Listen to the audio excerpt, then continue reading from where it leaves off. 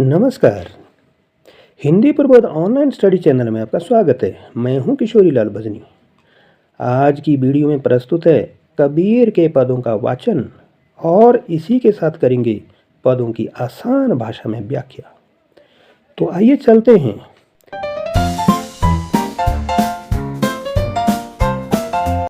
अरे इन दोहुन राह ना पाई, हिंदू अपनी करे बड़ाई, गागर छुअन ना देई, बैस्या के पायन तर सोवै, यह देखो हिंदू आई, मुसलमान के पीर औलिया, मुर्गी मुर्गा खाई, खाला केरी बेटी ब्याहे, घर ही में करे सगाई, बाहर से एक मुर्दा लाए, धोए धाए चढ़वाई, सब सखियां मिली जैबन बैठी, घर भर करे बड़ाई, हिंदुन की हिंदुआई देखी, तुर्कन की तुर्काई, कहें कबीर सुनो भाई साधो, कौन रहा हवे जाई। ये पद पारसनाथ तिवारी द्वारा संपादित कबीर वाणी से लिए गए हैं। प्रस्तुत पद के माध्यम से कवि बर कबीर ने हिंदू और मुसलमान दोनों संप्रदायों की बुराइयों का वर्णन किया है। तो आइए पदों की एक एक पंक्तियों की व्याख्या करते हैं। अरे इन दोहुन राह ना पाई, हिंदू अपनी करे बड़ाई, गागर छुअन ना देई। प्रस्तुत पंक्तियों के माध्यम से कबीर कहते हैं कि अरे इन दोनों ने अर्थात हिंदुओं ने और मुसलमानों ने अभी तक सही रास्ते का चुनाव नहीं किया है, अर्थात ये सही रास्ते को नहीं पा सके हैं। हिंदू अपनी करे बड़ाई कि हिंदू संप्रदाय के लोग अपनी बड़ाई करते फिरते हैं, परंतु गागर छुअन ना देई अर्थात पानी की गागर को छूने से परहेज मानते हैं, अर्थात हिंदुओं में छुआछूत का बहुत रिवाज है। तो कबीरदास जी इस बुराई का खंडन करना चाहते हैं। आगे चलते हैं। बैस्या के पायन तर सोवे, यह देखो हिंदुआई, मुसलमान के पीर औलिया, मुर्गी मुर्गा खाई। यहाँ पर वैश्या, वैश्या का अर्थ बद चलन स्त्री, जिसको चरित्रहीन नारी कह सकते हैं। तो कवि बर कबीर कहते हैं कि ये हिंदू अपने आप को जो बद चलन स्त्री होती है, चरित्रहीन नारी के पैरों पर सोए रहते हैं, अर्थात उससे प्रणय निवेदन करते रहते हैं। यहाँ देखो हिंदुआई, तो कबीर कहते हैं कि ये हिंदू होने का कैसा गर्व है, अर्थात हिंदुओं में अनेक बुराइयां मौजूद हैं। मुसलमान के पीर औलिया, मुर्गी मुर्गा खाई। कबीरदास जी कहते हैं कि मुसलमान के तो धार्मिक गुरु, पीर का अर्थ आध्यात्मिक गुरु, औलिया का अर्थ फकीर या महात्मा, ये मुर्गी और मुर्गे का शिकार करते हैं। खाला केरी बेटी ब्याहे, घर ही में करे सगाई, बाहर से एक मुर्दा लाए, धोए धाए चढ़वाई। तो इन पंक्तियों की व्याख्या करते हैं। खाला केरी, खाला का अर्थ मौसी, अर्थात मौसी की ही बेटी के साथ अपने ही घर के भीतर ये सगाई करते हैं, अर्थात उसके साथ रिश्ता स्थापित करते हैं। बाहर से एक मुर्दा लाए, और बाहर से जो मुर्दा अर्थात शव होता है, धोए धाए चढ़वाई, तो उसको धो धा करके चूल्हे के ऊपर चढ़ा देते हैं। सब सखियां मिली जैबन बैठी, घर भर करे बड़ाई, हिंदुन की हिंदुआई देखी, तुर्कन की तुर्काई।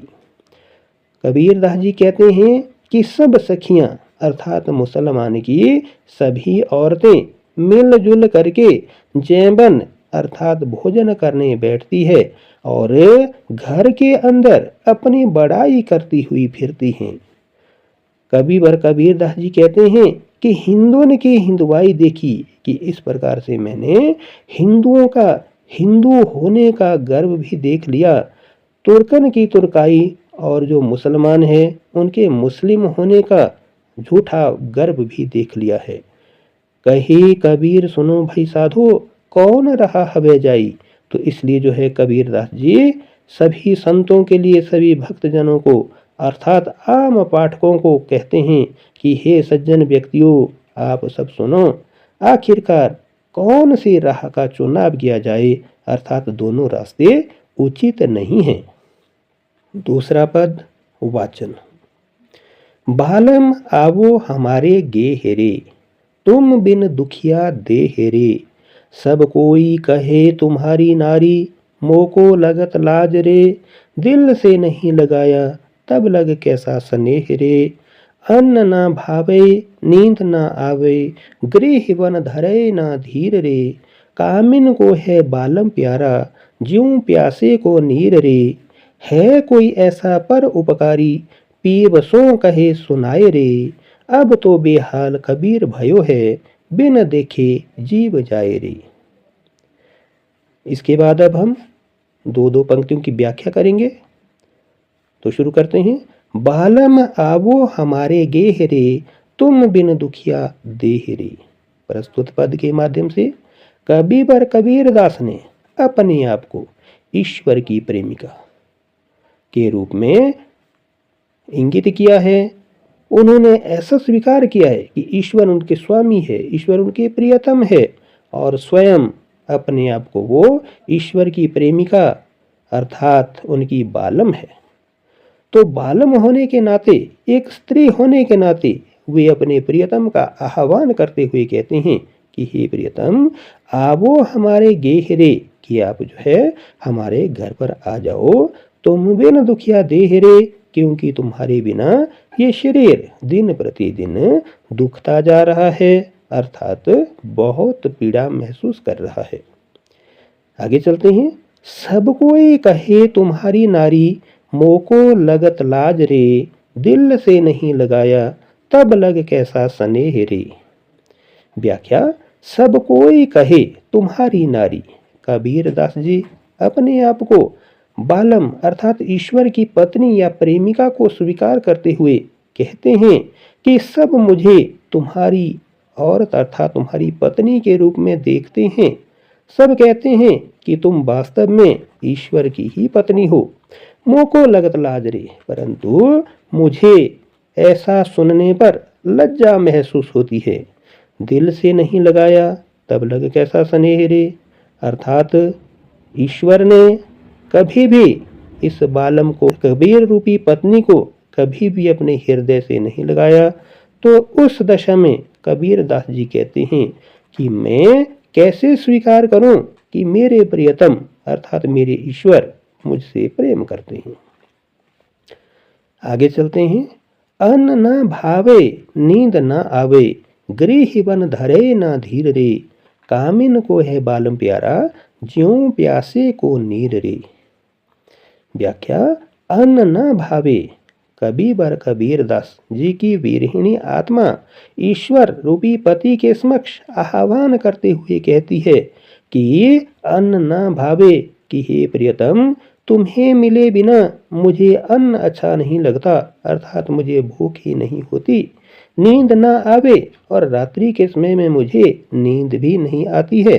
गृह वन धरे ना धीर रे, कि ना तो मैं घर के अंदर ही अपने आप को शांत रह पाती हूँ, और ना मैं घर के बाहर वन में अर्थात जंगल में अपने आप को कहीं धैर्य धारण करा पाती हूँ।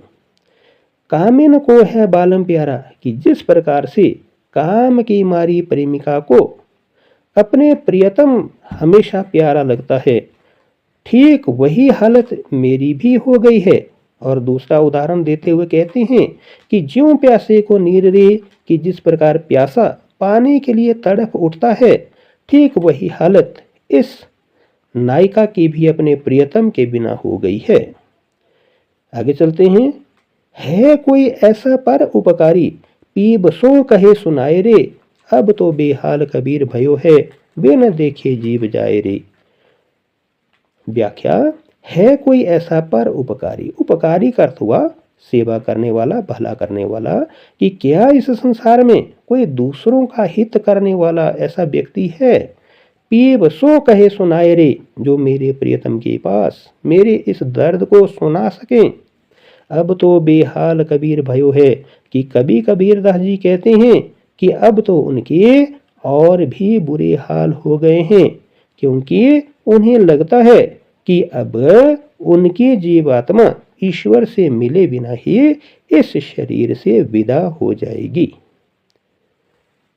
आपको वीडियो कैसा लगा कमेंट्स करके बताइए। बने रहिए चैनल के साथ।